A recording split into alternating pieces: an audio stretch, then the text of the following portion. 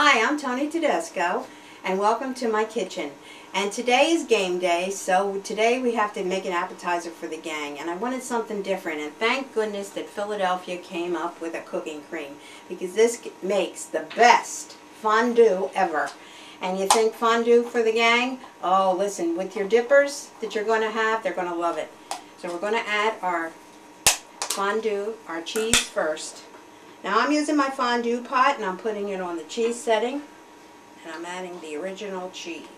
Okay, so now we're adding our great Philadelphia cream, and if you can see how great, it just melts down just wonderful in our fondue. I'll get every morsel out of this container. Okay, our next step, we're going to add our sharp cheddar cheese. But we want to coat it with a flour, so I'm going to take a tablespoon of flour. I'm going to put it in this bag. I'm going to empty our cheese right in that bag. And the reason why we want to add the flour is to make sure that your fondue is of nice thick consistency. And that flours up the cheese. Now this is bubbling nicely, so we can start to add the cheese a little at a time, because you want it to come up nice and creamy. And as it starts to melt.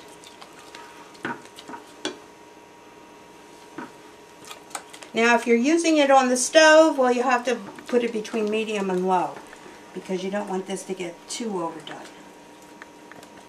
Okay, our cheese is melting down nice.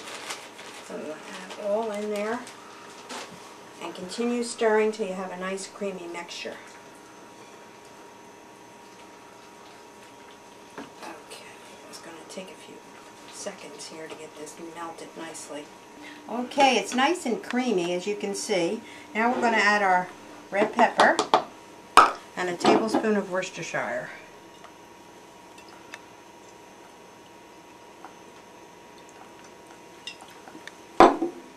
Stir that all in. Now if you feel, I have half and half on the side, and if you feel your fondue is getting too thick, you can add a little half and half. This seems like it's just perfect in consistency, so I'm not going to add any. But if it starts to get thick while you're keeping it on warm, because you're going to have it on warm the whole time you're using it, then add a little half and half. And a little at a time to your desired consistency. And we're just going to let that just cook a little bit, 5 minutes max, while I get all the dippers ready. Alright, our fondue is ready. Now, you be creative. Use any kind of dippers that you like. Now here I have a few. I have little wieners, I've got some shrimp, I got some steamed carrots, because I always like to steam them just a little bit, your vegetables, because it's softer to chew. Meatballs, and I have broccoli. So there you have it. Be creative. You can use lots of things. You can use fruit, you can use apples, you can use ham chunks, beef chunks, whatever you like.